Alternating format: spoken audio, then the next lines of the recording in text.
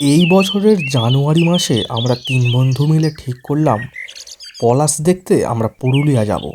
তাই যে যার কাজ আগে থেকে গুছানো শুরু করে শেষমেশ আমরা ঠিক করি মার্চ মাসের ৬ তারিখে আমরা কলকাতা থেকে রওনা দেব পুরুলিয়ার জন্য। প্রথমে ট্রেনে করে যাওয়ার কথা হলেও আমাদের মধ্যে অনুভবের ছিল নিজের ৪ চাকা গাড়ি। তাই শেষমেশ ঠিক করা হলো আমরা ৩ জন অনুভবের গাড়ি করেই পুরুলিয়া যাব। সকাল সকাল বার হয়ে দ্বিতীয় হুগলি সেতু পার করে আমরা প্রথম দাঁড়ালাম কোলাঘাট। ভোরবেলা বার হয়েছি, তাই কারোর পেটেই তেমন কিছু ছিল না। কোলাঘাটের এক নামকরা হোটেল থেকে চা, গরম কচুরি এবং পান্তুয়া সহযোগে আমরা আমাদের ব্রেকফাস্ট কমপ্লিট করলাম। ব্রেকফাস্ট কমপ্লিট করে আবারও আমরা বেরিয়ে পড়লাম পুরুলিয়ার দিকে। হোটেল আমাদের আগে থেকেই বাঘমুন্ডিতে বুক করা, তাই নিশ্চিন্তে আনন্দ করতে করতে আমরা এগিয়ে চলছিলাম। কিন্তু কে জানতো আমাদের এই আনন্দ এবং উত্তেজনার মাসুল হাড়ে হাড়ে দিতে হবে। বিকেল তখন ৪টে। আমরা আমাদের হোটেলে চেক ইন করি। ওই দিনটা কোথাও না বার হয়ে আমরা সোজা চলে গেলাম চরিতা মুখোশ গ্রামে। ওখানে ঘোরাঘুরি করে কিছু মুখোশ কিনে আমরা আবারও হোটেলে ফিরে আসি। আসল ঘটনাটি ঘটল ঠিক এর পরের দিন, যার কারণে আমাদের ৪ দিনের ট্রিপ ২ দিনের মধ্যেই কমপ্লিট করতে হয়েছিল। আমরা ঠিক করেছিলাম পরের দিন আমরা পুরুলিয়া থেকে চান্ডিল ড্যাম এবং ওখান থেকে দশম ফলস হয়ে আবার আমরা পুরুলিয়া ফিরব। এই প্ল্যান অনুযায়ী আমরা সকাল ৯টার সময় হোটেল থেকে বার হয়ে বলরামপুর হয়ে সোজা এগোতে থাকলাম চান্ডিলের দিকে। আমরা যখন চান্ডিল পৌঁছালাম ঘড়িতে তখন ১১টা বেজে ১৫ মিনিট। হোটেল থেকে আমরা সবাই স্নান করেই বার হয়েছিলাম, তাই স্নান করার চিন্তাটা আমাদের ছিল না। শহরের কোলাহল থেকে দূরে চান্ডিল ড্যাম দেখে মনটা একেবারে জুড়িয়ে গেল। বিশাল জলরাশি, দূরে পাহাড়, মানুষজন বোটিং করছেন, মানে সে একেবারে মনোমুগ্ধকর পরিবেশ। প্রকৃতি এনজয় করে বোটিং করে লাঞ্চ শেষ করে আমরা যখন আবার গাড়িতে উঠলাম ঘড়িতে তখন বাজে বিকেল ৩টে। চান্ডিল থেকে যখন আমরা বার হই তখন হঠাৎ আকাশ কালো মেঘে ঢেকে যায়। চান্ডিল থেকে দশম ফলস প্রায় ৭৩ কিলোমিটার, সময় লাগে ওই ঘন্টা ২ মতন। দশম ফলস যখন আমরা পৌঁছালাম তখন বাজে প্রায় ৪:৩০। সূর্য প্রায় অস্ত গেছে, আর মেঘলার কারণে তো আকাশ আরও অন্ধকার। জাতীয় সড়ক থেকে বাম দিকে প্রায় ১০ কিলোমিটার গেলে পাবো দশম ফলস। দশম ফলস থেকে জাতীয় সড়কের মাঝে যে রাস্তাটি রয়েছে তার সৌন্দর্য আলো থাকতে যতটা সুন্দর, রাত নামলে তা অজানা আতঙ্কের আঁতুড় ঘর হয়ে দাঁড়ায়। দশম ফলসে বেশ কিছু সময় কাটানোর পর আমরা রওনা দিলাম হোটেলের দিকে। ঘড়িতে বাজে রাত ৮টা। দশম ফলস থেকে আমরা গাড়ি ছাড়লাম। রাস্তাটি যাওয়ার সময় যেমন সুন্দর ছিল এখন ঠিক তার বিপরীত। শুকনো পাতাঝরা গাছের জঙ্গলের মধ্যে দিয়ে আমরা চলেছি। কিছু দূর যাবার পরেই শুরু হলো মুষলধারে বৃষ্টি। চারিদিকে আলো বলতে শুধুই আমাদের গাড়ির হেডলাইটস। প্রতিটি বাঁকে কে যেন আমাদের অপেক্ষায় বসে রয়েছে।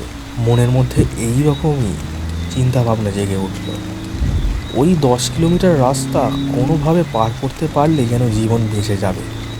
হঠাৎই আমাদের পথ নির্দেশক ম্যাপটির সঙ্গে আমাদের ইন্টারনেট সংযোগ বিচ্ছিন্ন হয়ে গেল।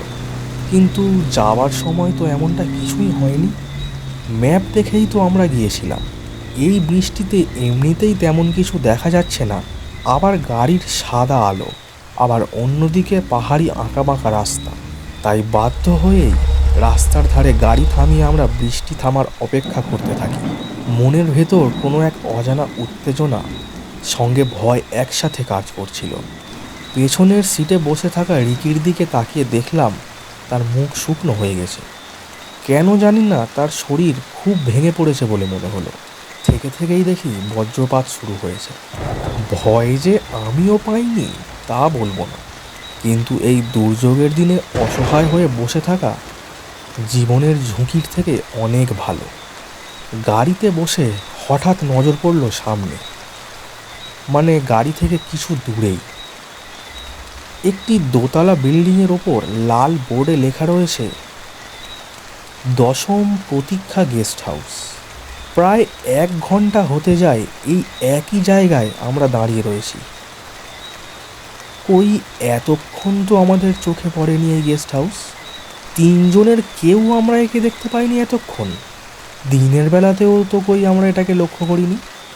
বেশি আকাশ কুসুম না ভেবে গাড়িটা আমরা নিয়ে গিয়ে দাঁড় করালাম গেস্ট হাউসের সামনে। বেশ কিছুবার হর্ন বাজালাম, যদি কেউ বার হয় তবে জিজ্ঞাসা করব আজকের রাত এখানে থাকা যাবে কি না। কিন্তু কই কেউ তো বাইরে এলো না। আমরা 3 জন গাড়ি থেকে নামলাম। আমি খেয়াল করলাম রিকি যখন আমার পাশে এসে দাঁড়িয়েছে তার গায়ে রীতিমতন জ্বর। ওর গায়ে টাচ হতেই কাটা ছ্যাঁকা লেগে উঠল। আমরা স্থির করলাম আজ আর এগিয়ে কাজ নেই, রাতটা আজ আমরা এখানেই কাটাবো। বৃষ্টি থামার কোনো নামগন্ধ নেই। 4টি ধাপ উঠে অনুভব দরজার কড়া নাড়ল। কোনো সাড়া পেলাম না। আবারও নাড়া হলো। এবার দরজাটি খুলে গেল। এক বয়স্ক, প্রায় আমাদের ঠাকুমার বয়সী দরজাটি খুললেন। অনুভবের স্মার্টফোনের আলোতে দেখলাম তার পরনে সাদা শাড়ি, হাতে 1 গাছা সোনার চুড়ি। উচ্চতায় তিনি 5 ফুট 1 কি 2 হবেন এবং হাতে অল্প করে জ্বালানো একটি হ্যারিকেন। তিনি আমাদের ভেতরে আসার জন্য বললেন। আমরা ওনাকে জিজ্ঞেস করলাম আজকের রাতটা কি এখানে থাকা যাবে।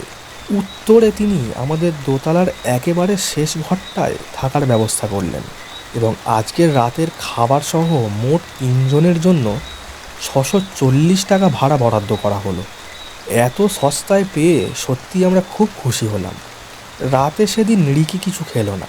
1 প্যাকেট কেক আর জ্বরের ওষুধ খাইয়ে তাকে আমরা ঘরে শুইয়ে রেখে নিচে খেতে গেলাম। আমাদের জন্য ভাত, ডাল, আলু ভাতে মাখা এবং রুই মাছের ঝাল রান্না করা হয়েছিল। এখানে এখনও বিদ্যুতের কোনো ব্যবস্থা নেই। হ্যারিকেনের আলোয় আমরা 2 বন্ধু মিলে খাওয়া শুরু করলাম।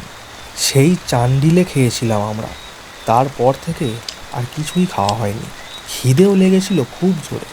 খাবারগুলো যিনি রান্না করেছিলেন তার হাত যে খুব পাকা সেটা প্রথমবার খেয়েই বুঝেছিলাম। আমরা আপন মনে খেয়ে চলেছি, এমন সময় হঠাৎ ওপর থেকে জোরে চেঁচানোর শব্দ এলো। এটা এটা তো রিকির গলার আওয়াজ। দৌড়ে আমরা ওপরে উঠে গিয়ে দেখলাম রিকি বিছানা থেকে পড়ে নিচের দেওয়ালে হেলান দিয়ে থরথর করে কাঁপছে। তার মুখ থেকে কোনো কথা বার হচ্ছে না। জানালার দিকে তাকিয়ে সে শুধু আমাদের কিছু দেখানোর চেষ্টা করছিল, কিন্তু জানালার কাছে তো কিছুই নেই। ঝড় বৃষ্টির জন্য জানলাটা তো বন্ধই করা ছিল। খুললই বা কী করে? জানালাটা আমি আবারও বন্ধ করে দিলাম। সেইবারের মতন খাওয়া দাওয়া আমাদের ওখানেই শেষ করতে হলো। আমরা 3 জন ওপরে আর সেই বৃদ্ধা নিচে তার ঘরে। কথাবার্তা শুনে বুঝেছিলাম এই বাড়িতে তিনি একাই থাকেন আর রান্না করার জন্য একজন চাকর ঠিক করে রাখা হয়েছে। ঘড়িতে তখন 1:07। এক পোড়া পচা গন্ধে আমার ঘুম ভেঙে গেল। উঠে দেখি নিচের মেঝেতে মাদুর পেতে শুয়ে থাকা অনুভবও উঠে বসে আছে। আশ্চর্যের বিষয় হলো জানালাটা আবারও খোলা। ইশারায় অনুভবকে জিজ্ঞাসা করলাম ও কি খুলেছে। বলল না। রিকির তখন ওঠার মতন ক্ষমতা নেই, তাই ওর কথা তো মাথা থেকে বারই করে দিলাম। তাহলে কে বারবার খুলছে এই জানালা? আর গন্ধটাও তো ওই জানালা দিয়েই আসছে বলে মনে হচ্ছে। ঠিক এই সময় দরজায় টোকা পড়ল। দরজা খুলে আমরা দেখলাম সেই বৃদ্ধা। অনুভব জিজ্ঞাসা করল, আপনি এত রাতে কিছু কি বলবেন? বৃদ্ধার আগমনের পর থেকে গন্ধটা আরও জোরালো হয়ে উঠল। বৃদ্ধা দরজার সামনে দাঁড়িয়ে হ্যারিকেন হাতে। ঠিক সেই সময় জানালা থেকে বৃদ্ধার মতন একই কণ্ঠস্বর ভেসে এলো, বাবারা, এখানে থাকতে তোমাদের কোনো অসুবিধা হচ্ছে না তো? আমরা ঘুরে দেখলাম যে বৃদ্ধা এক্ষুনি দরজায় দাঁড়িয়েছিলেন। এক নিমেষে তিনি জানালায় কি করে পৌঁছালেন? আমাদের ঘর তো দোতলায়, তাহলে বৃদ্ধা কিভাবে এই জানালার বাইরে থেকে আমাদের দাঁড়িয়ে দেখছেন? বলেই এক ধাক্কায় বৃদ্ধা অনুভবকে ফেলে দিলেন। সেই বৃদ্ধা তখন আর জানালায় নেই। বৃদ্ধা ঘরে ঢুকে আমার দিকে এগিয়ে আসছে ধীরে ধীরে। তার গায়ের মাংস গলে গলে পড়ছে, দুটো চোখের মধ্যে কোনো মনি নেই। নিজের চুল ছিঁড়তে ছিঁড়তে বৃদ্ধা এগিয়ে আসছে, রিকি তখনও ঘুমিয়ে। বৃদ্ধা ধীরে ধীরে যত এগিয়ে আসছে, আমাদের নাকে পোড়া গন্ধ ক্রমশ ততই বেড়ে চলেছে। পচা গলা হাত দিয়ে বৃদ্ধা আমার গলা চেপে ধরে দেওয়ালে ঘষে ও আমাকে ওপরের দিকে চাগিয়ে ধরল। আমাকে বলল, কেন এসেছিস তোরা এখানে? আমাকে মারবি বলে? আমার সংসার কিনে নিয়ে তোদের শখ মেটেনি, আমাকেও প্রাণে মারলি? বলেই এক হাতে নখ দিয়ে আমার গলায় আঁচড় বসিয়ে দিলেন। বৃদ্ধাকে দেখে ভয়ে, অস্বাভাবিক গন্ধে আমি সেই মুহূর্তে জ্ঞান হারালাম। পরের দিন সকালে যখন চোখ খুললাম, দেখলাম আমরা তিনজন আমাদের গাড়িতে বসে আছি। স্থানীয় মানুষজন আমাদের গাড়ি ঘিরে দাঁড়িয়ে কী সব নিজেদের মধ্যে কথাবার্তা বলছে। প্রথম দিকে ভাবলাম কোনো দুঃস্বপ্ন দেখেছিলাম, কিন্তু একই স্বপ্ন কিভাবে দুজন একসঙ্গে আমরা দেখতে পারি? আমরা তো গাড়ি দাঁড় করিয়েছিলাম এক হোটেলের সামনে। কোথায় সেই হোটেল? কোথায় বা সেই বৃদ্ধা? গাড়ি থেকে নেমে আমরা সব কথা স্থানীয় কাঠুরিয়াদেরকে বললাম। ওরা কোনো কথা মানল না। ওরা বলল, 10 বছর আগে ওখানে একটা হোটেল তৈরি করা হয়েছিল। কলকাতার এক বৃদ্ধ দম্পতি ছিল তার মালিক। কিছু মাস পর জানা গেল বিল্ডিংটি তৈরি হয়েছিল সরকারি জায়গার ওপর অবৈধভাবে। তাই সরকার থেকে হোটেলটি নষ্ট করার কথা বলা হয়, কিন্তু ওই দম্পতি কোনো কথাই কানে নেয়নি। তারা নিজেদের মতন বাস করতে থাকে এবং ভাড়াও দিতে থাকে। আশেপাশে অন্য কোনো হোটেল না থাকায় কোনো সময় এই হোটেলটি ফাঁকা থাকতো না। একদিন সরকারি লোকেরা এসে পুরো হোটেলটি তালা বন্ধ করে দিয়ে চলে যায়। রাগে, ক্ষোভে, অহংকারে বৃদ্ধ ওখানেই হার্ট অ্যাটাক করে মারা গিয়েছিলেন। পড়ে থাকলো বৃদ্ধা একা। ওই রাতে বৃদ্ধা বন্ধ হোটেলের সামনে নিজেকে পুড়িয়ে শেষ করে দেয়। আজ আর সেই গেস্ট হাউসের কোনো চিহ্নই নেই। সব কথা শুনে আমরা তিনজন একে অপরের মুখের দিকে হাঁ করে চেয়ে রইলাম। তিনজনেই যেন কোনো নেশার মধ্যে রয়েছি। বেলা থাকতে আমরা পুরুলিয়ার দিকে রওনা দিলাম। গাড়িতে বসে পকেট থেকে রুমাল বার করতে গিয়ে দেখলাম হলুদ রঙের একটি কাগজ আমার পকেট থেকে পড়ল। কাগজটিতে লেখা আছে প্রতীক্ষা গেস্ট হাউস, 10ম ফলস রোড, ঝাড়খণ্ড। নিচে একটি রুম এবং 640 টাকা। দেখে আমার মাথা ঘুরে গেল। ওই কথা আমি বাকি বন্ধুদের জানাইনি, কিন্তু একটা কথা আমার এখনও মনে ঘুরতে থাকে, যদি ওই হোটেল, ওই বৃদ্ধা এই পৃথিবীতে আর নাই বা থাকবে, তাহলে আমরা রাত কাটালাম কোন জগতে?